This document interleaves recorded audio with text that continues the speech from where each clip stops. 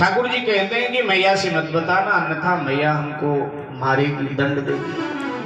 फिर तो हम जरूर बताएंगे। देखो जहाँ प्रेम होता है ना, वहां चिढ़ने चिढ़ाने में बड़ा मजा आता है। तो इन ग्वालों का प्रेम है ठाकुर जी से, तो चिढ़ा रहे हैं। और अंततः ग्वालों ने आकर कहा कि मैया आपके लाला ने मिट्टी खाई। झपट कर मैया ने ठाकुर जी को पकड़ लिया और कहा, क्यों रे लाला तूने मिट्टी खाई? भगवान ने कहा भागवत की भाषा में, नाहं भक्षितवानंब सर्वे मिथ्याभिभाषिणः। मैया ये सब जो मेरे सखा है ना, ये मिथ्याभाषी हैं, माने झूठ बोल रहे हैं। मैंने मिट्टी नहीं खाई। तो मैया ने कहा, लाला तेरे शरीर में तो मिट्टी ही मिट्टी लगी है, हाथ में, पांव में, कपड़ों में, फिर कैसे कहता है मैंने मिट्टी नहीं खाई? तो भगवान ने कहा, मैया ये माटी नहीं है, तो ये ब्रिज रज है। यशोदा जी ने कहा, लाला ये ब्रिज रज कौन सी बला है, पहली बार नाम सुन रही। तो भगवान ने कहा, मैया ब्रिज के माटी में संतन के, ब्राह्मणन के चरण पड़े तब वो साधारण नहीं रह जाती है, वो ब्रिज रज हो जाती। और उसको शरीर पर लगाने से जीवन के पाप दूर होते हैं, ताप दूर होते हैं और संताप भी दूर होते हैं। अब मैया ने पहली बार ये नाम सुना, ये महिमा सुनी। मेरे भाई बहन, भगवान ब्रिज रज की महिमा बढ़ाना चाहते हैं।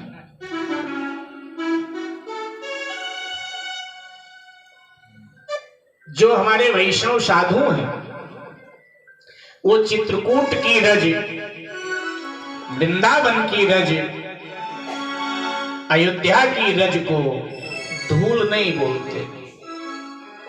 वहां की धूल को अलग अलग नाम देते हैं। चित्रकूट की धूल और अयोध्या की धूल को हमारे वैष्णव साधु कहते हैं राम रज। राम रज। बाबा ये मस्तक पर किसका तिलक किया है? चंदन तो ना है? तो कहते भैया चंदन नहीं है, राम रज है। वहां की माटी का तिलक होगा कि भैया राम रज का तिलक किया है, राम रज। और वृंदावन की धूल को कहते हैं रज रानी। इस संदर्भ में रहीमदास जी का एक दोहा बड़ा प्रसिद्ध है। रहीमदास जी ने कहा, रहीमदास जी जातिगत तो मुसलमान थे, लेकिन भगवान श्री कृष्ण के बड़े निष्ठावान भक्त थे। अकबर के दरबारी कवि भी थे, सेनापति भी थे। अच्छा, उन्हें जो पगार मिलता था वो गरीबों में दान कर दिया करते थे रहीम जी। और जब अकबर के बाद जहांगीर की सत्ता आई तो जहांगीर ने रहीम जी को निकाल दिया दिल्ली दरबार से। उसने कहा कि तुम पठान होकर के और काफिर वाला काम करते हो, बुत पूजते हो, बुत पूजक हो, तुम तो काफिर हो, तो या तो इस कार्य से बाज जाओ। लेकिन जब रहीम जी ने कहा कि जो प्राणों में बस गया उसको मैं कैसे छोड़ सकता हूँ, तो फिर उनको दिल्ली दरबार से निकाल दिया। तो रहीम जी भ्रमण करते करते चित्रकूट पहुंच गए। और जब चित्रकूट रहीम जी पहुंचे, वहां चित्रकूट अच्छा लगा, वहां रहने लगे। तो एक दिन संतों ने कहा कि आप तो कवि भी हो, तो ये चित्रकूट के बारे में कुछ कहो। तो रहीम जी ने बहुत सुंदर दुआ कहा, याद रखने लगे। रहीम जी ने कहा कि रहीम ने यहाँ भर मत रहे, कब हूँ यवध नरे, और जा पर विपदा पड़ती है, ते आवत यही देश। रहीम ने यहाँ भर मत रहे, कब हूँ अवध नरे। तभी भगवान श्री राम को जब वनवास मिला तो उन्होंने भी चित्रकूट की शरण लिया था रहीमत यहाँ भरमत रहे, कब रहीमन यहाँ भरमत रहे, कब हूँ अवध नरेश। और मुझे लगता है जा पर विपदा पड़ती है सो आवती है देश। जिस पर विपत्ति पड़ती है वही चित्रकूट आता है, और चित्रकूट सबको अपना लेता है, चित्रकूट सबको सुखी कर देता है। मुझ पर भी विपत्ति आई, मैंने चित्रकूट की शरण ली तो चित्रकूट ने मुझे भी सुखी कर दिया, चित्रकूट ने मुझे भी प्रसन्न कर दिया। फिर पूछा कि बाबा जहांगीर कोई और जुर्म आपके ऊपर करे तो आपको डर नहीं लगता? बोले डर काहे का लगेगा? बोले नहीं लोग डरते, बोले लोग डरे मैं नहीं डरता हूं। क्यों? बोले रहीमन को का करे अब ज्वारी चोर लबा, और मोहब्बत राखन हार है वो माखन चाखन हार, मोहब्बत राखन हार है वो माखन चाखन हार। और माखन खाने वाला कन्हैया मेरी रक्षा कर रहा है तो मैं जहांगीर से काहे को डरूं? तो रहीम जी का दोहा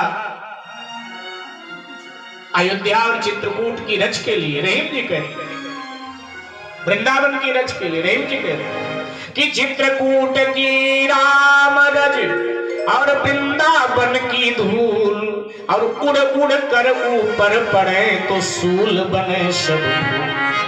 सूल जैसी वे दुख आना हो जीवन में तो कहते वो फूल बन जाते हैं। अगर चित्रकूट की राम रज मिल जाए और वृंदावन की रज मिल जाए तो भगवान महिमा बढ़ाना चाहिए। जब हमारे देश में राजे रजवाड़े हुआ करते थे उस समय की बनी घटना आपने पढ़ी होगी, सुनी होगी। उस समय की बनी घटना जयपुर की महारानी साहिबा वृंदावन बिहारी जी का दर्शन करने के लिए आई। उस समय गलियां कच्ची होती थी, पक्की नहीं होती थी। दर्शन के लिए आई, सुबह का समय, फाल्गुन का महीना। आगे कुछ सैनिक चल रहे थे, कुछ पीछे, और बीच में पालकी में बैठकर महारानी साहिबा जयपुर की चल रही थी। तो सुबह का समय था, एक जमादारिनी झाड़ू लगा रही थी, कच्ची गलियां से धूल उड़ रही थी। तो सैनिकों ने कहा क्या धूल उड़ा रही हो, बंद करो झाड़ू लगाना, दिख नहीं रहा है महारानी साहिबा आ रही है। तो जैसे कहा महारानी साहिबा आ रही हैं तो जमादारिनी ने झाड़ू लगाना तो बंद कर दिया, कमर पर हाथ रखकर अकड़ कर खड़ी हुई। रानी साहिबा? अरे कहाँ की रानी साहिबा, कैसी रानी साहिबा? भैया हमारे ब्रज में 4 रानी है, 5वीं कहां से रानी आ गई? तो रानी के सेवकों ने पूछा 4 रानी कौन सी 4 रानी? कहने लगी कि पहली तो हमारी राधा रानी, दूसरी यमुना रानी, तीसरी रज रानी और चौथी में मेहत रानी, ये 5वीं कहां से आ गई? तो जैसे इतना कहा तो जयपुर की महारानी साहिबा ने सुन लिया। उन्होंने सेवकों से कहा पालकी नीचे रखो। पालकी नीचे रखी सेवकों ने। जयपुर की महारानी साहिबा पालकी से निकलकर बाहर आई, मेहत रानी के चरणों में गिर पड़ी, दंडवत करने लगी कि तू ठीक कह रही है, ब्रज में 4 रानी हैं, मैं रानी बनकर नहीं आई हूँ, रानी जहाँ की हो वहां की, यहाँ तो मैं भक्त बनकर के ठाकुर का दीदार पाने आई हूँ। तू मुझसे बहुत अच्छी है, तू मुझसे बहुत श्रेष्ठ है, तू मुझसे बहुत भाग्यशाली है, क्योंकि तू ठाकुर जी के चरणों के नजदीक है और तुझे ठाकुर जी ने अपनी गलियों की जो सेवा सौंपी है तो हमसे बहुत श्रेष्ठ है। इसीलिए हमारे साधु गाया करते हैं कि ब्रज की रज अति परम पुनीत, बास जहां राधा प्यारी को, ब्रज की रज अति परम पुनीत, बास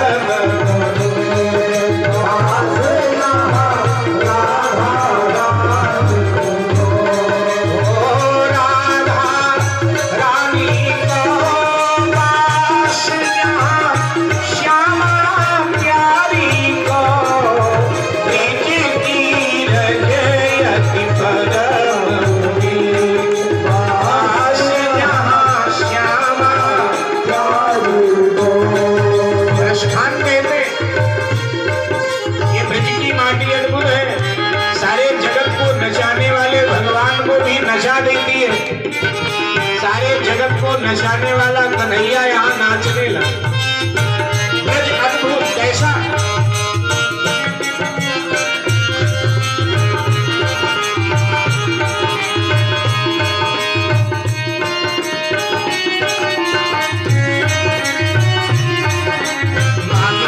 तो वह रस खाने बसो ब्रज गोकुल गाँव के द्वार। मानुष हो तो वह रस खाने बसो ब्रज गोकुल गाँव के द्वार। हे मानुष हो तो वह रस खाने बसो ब्रज गोकुल गाँव के द्वार। जो पशु हो तो कहा बस मेरो चरो नित नंद के धेनु मझार। कहा न हो तो वही मेरी को जो धरो कर छत्र पुरंदर। धोखा कहो तो बसेरो करो नीली काली के कोल कदम किनारा। काली के कोल कदम किनारा। काली के कोल कदम किनारा। शान कहते हैं प्रभु अगर दोबारा मुझे जन्म देना मानोगा तो गोकुल का ग्वाला बनाना, पशु बनाना तो नंद बाबा की गौशाला की गाय बना देना, पत्थर बनाना तो गिरिराज का पत्थर बनाना जिसे ठाकुर जी ने अपनी उंगली पर धारण किया था, पक्षी बनाना तो ब्रज का पक्षी बनाना, कदम के वृक्ष पर बैठकर राधे राधे गाएंगे अपना उद्धार हो जाएगा।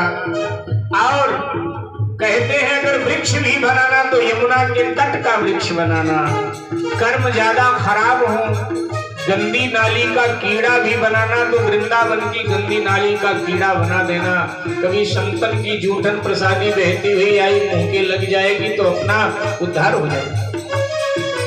आगे कहते हैं शेष गणेश महेश दिनेश सुरेश उजाहि निरंतर नाम। शेष गणेश महेश दिनेश सुरेश उजाहि निरंतर नाम। शेष गणेश महेश दिनेश सुरेश उजाहि निरंतर नाम। शेष गणेश महेश दिनेश सुरेश उजाहि निरंतर नाम। जाहि अनादि अनंत अखंड अछेद अभेद सुभेद बताओ। जाहि अनादि अनंत अखंड अछेद अभेद सुभेद बताओ। नारद से सुख व्यास रटे पचिहारे तऊ पुनि पार न पावे। नारद से सुख व्यास रटे पचिहारे तऊ पुनि पार न पावे। ताहि अहीर की छोकरिया छछिया भर छछ के नाच नचावे। ताहि अहीर की छोकरिया छछिया भर छछ के नाच नचावे।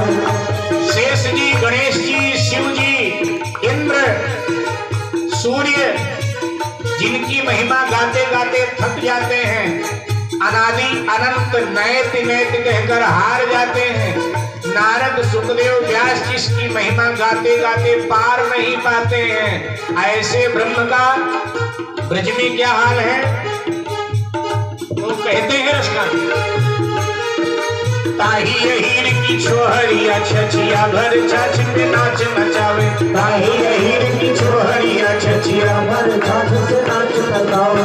ये अहीरों की छोरियां कटोरी भर छाछ का लोभ देकर पूरे दिन नचाती हैं। ये कैसी ब्रजभूमि, इसलिए ब्रजती रजयति परम आस जहाँ राधा रानी को।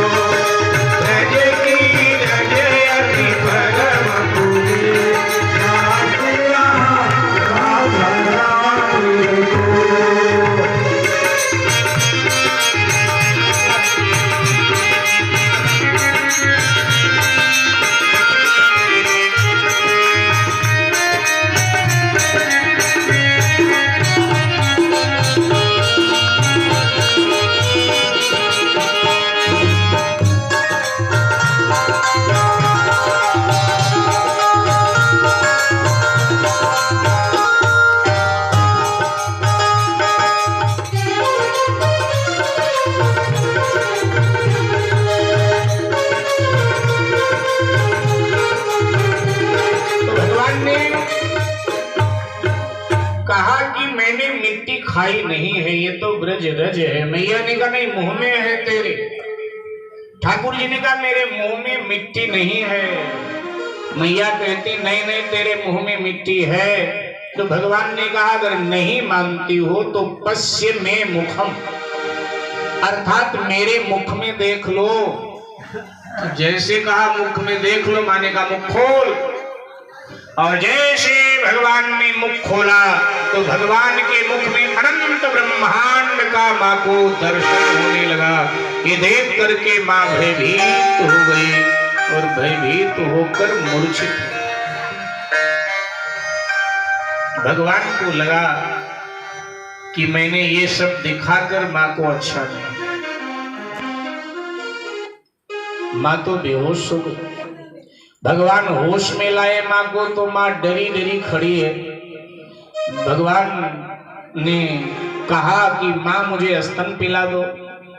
मां ने कह दिया कि आप तो जगत को खिलाने वाले हो, सबका पालन करने वाले हो, मैं भला आपको क्या खिला सकती हूँ। भगवान को लगा बाप रे तो मुझे ईश्वर मान बैठे, अब क्या करूं। मैं भगवान बनूं मां के लिए या मां के लिए मां का पुत्र बनूं। विचार किया गोविंद ने कि लाभ किसमें है, भगवान बनने में या पुत्र बनने में। बताओ पश्चिम बिहार वालों, किसमें लाभ है, भगवान बने या पुत्र बने मां के लिए। हाँ क्या कह रहे हो, पुत्र बने। भगवान को लगा कि पश्चिम बिहार वाले कह रहे हैं पुत्र बनो तो पुत्र ही बनता। भगवान को लगा अगर मैं भगवान बन गया, अगर मैं भगवान बना तो मेरी बड़ी दुर्दशा हो जाएगी। मैं भगवान बन गया तो मैया हमको ले जाएगी घर के कोने में, कहीं कोई खाली जगह पड़ी होगी ना जो किसी काम की नहीं, वहां कोई लाल या पीला कपड़ा बिछा देगी 2.5 मीटर, खुद तो गुदगुदे गद्दे पर लेटेगी और हमारे लिए पतला सा कपड़ा होगा वही बिछा देगी। खुद महंगे कंबल में सोएगी या महंगी रजाई में और हमारे ऊपर पतला कपड़ा भी नहीं होगा, ठंडी बहुत हो रही, हमें तो ऐसे गुजर बसर करना पड़ेगा। खुद नहाएगी गीजर में और हमको नहलाएगी ठंडे पानी में, जुकाम अलग से हो जाएगा। खुद बढ़िया बढ़िया